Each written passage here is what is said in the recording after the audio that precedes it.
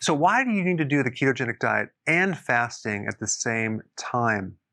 And what is the actual difference between the ketones generated when you're on the diet versus when you're doing fasting? We're going to discuss that. And so the common thread between doing the diet and doing fasting is that you have a lowered glucose, okay, and you also have a lowered insulin. That's a hormone.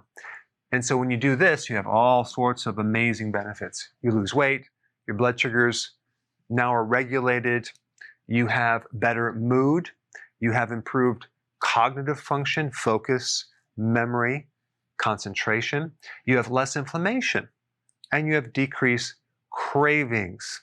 But there's some very unique additional benefits that occur with fasting, okay? When you do fasting, you create an epigenetic effect, okay? What does epigenetics mean? It means above genes. So if you were born with bad genes or you had some, gene that triggered this or that, those genes could be controlled epigenetically. In other words, fasting creates an effect on your genes that turn off the bad genes and turn on the good genes, okay? So that's one thing that's very, very important. And some of this information I got from Sim Land, who I'll put his link down below, or his website, you can check it out. He wrote a great book. He was in my last summit, and he's really, really knowledgeable about intermittent fasting. Number 2, autophagy. You don't experience autophagy when you're just doing keto, okay? What is autophagy? Autophagy is like getting the junk out of the trunk. All the dead cells, all the damaged proteins in your body get recycled and turned into brand new cells. So this is why you look younger when you start doing intermittent fasting, because you induce autophagy, which does a lot more than anti-aging, but it's just a cleaning process. You're recycling garbage through the body, and that way that garbage doesn't sit there and create inflammation and a lot of bad things. Number 3, it will turn on genes that specifically allow DNA to repair better. It's quite interesting. When you inside the cell, you have these blueprints. They're called DNA, and your body actually makes a copy of them. Okay, then it's called RNA, and it's transported outside the cell into these little machines or factories that start building body tissue. Now, it's very, very bad if there's some errors in this genetic code in the blueprints, because then they're going to start reproducing the wrong body tissue. And so when you do fasting, it improves the repair process in scanning the code and looking for errors and coming in there and fixing them before they're used in the factories. And that's just fascinating that your body would actually do that. Also, fasting will turn on genes to adapt to stress better. You become more protected against stress.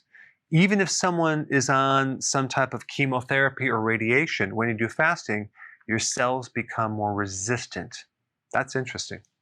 All right, number 4, you start increasing your antioxidant networks. Your body actually makes antioxidants. So you can get them from food or your body makes them. When you do fasting, your body builds up that network. So now you have more antioxidants to protect yourself against oxidation and pollution, etc., etc. Number 5, you get decreased inflammation. And this comes in handy, especially if you have arthritis, some autoimmune disease, or you have some pain in your body. That tends to be chilled out. Number 6, you can decrease your risk of cancer. Okay, certain genes that trigger cancer are turned off. In addition to that, there's something else in your body that controls growth. There's actually quite a few, but there's 2 things specifically. One is called mTOR, which is a thing in your body that can be good or bad. It can actually increase the growth of cancer if it's too high. Fasting turns that thing right off. When you're on the ketogenic diet and you're eating, it doesn't turn this off because eating increases this.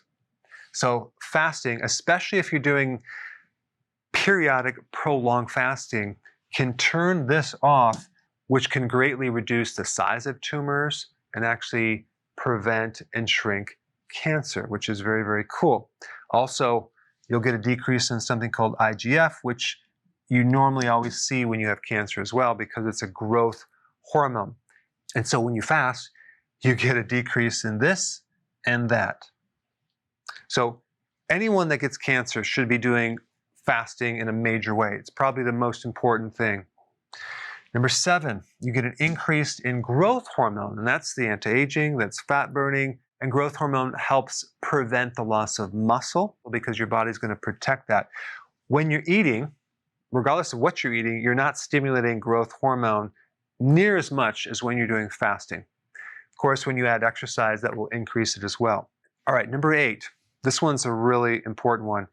You can increase your stem cells in your immune system. What is this going to do? It's going to protect you against invading pathogens, viruses, bacteria. So as far as your immune system goes, fasting is vital, vital, vital. So you'll get sick less often, and when you do get an infection, you recover faster. So apparently, and it's kind of ironic that this would happen, but as you starve off the microbes, they become stronger and they become more diversified. And number 10, there's something called migration motor complex. It's basically when the muscles in your colon start creating a little bit of a wave and push all the food particles through the rest of your digestion so you can kind of clear out stuff that has been sitting there for a while. Now, I mean, think about the average person who eats not just 3 times a day, but they have the snacks in between the meals, they eat late at night. They are literally cramming food down this pipe, and it's constantly filled up 24/7. They never actually have a chance to clean it out. So this is a cleaning out process when you do intermittent fasting that's very, very therapeutic for the lining of your colon, to prevent bacteria from being in the wrong place, et cetera, et cetera.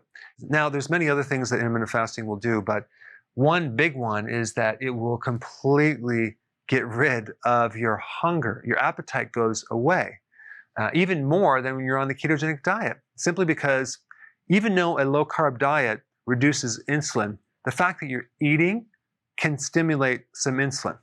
So this is why the combination of keto and IF, I think, is essential, because if you're doing intermittent fasting without keto, the higher amount of carbs that you would eat is going to prevent some of the cool effects that you experience. But if you're doing keto without intermittent fasting, you won't get these effects right here. You'll get these effects, but you won't get the whole package. So let's just weigh this out. Let's see, you get younger, you get thinner, you get happier, smarter because your brain neurons start to grow, and less disease. Hard choice, but I think I'll go with the keto and IF. Hey, before you go, real quick, I have a course entitled How to Bulletproof Your Immune System. It's a free course. I want you to take it, and here's why. Here's you. Here is your environment. Everyone is focused on this over here, avoiding your environment. But what about here? What about strengthening your immune system? That's what's missing. This course will show you how to bulletproof yourself, and so you can tolerate and resist your environment much better by strengthening your own immune system. I put a link down in the description right down below.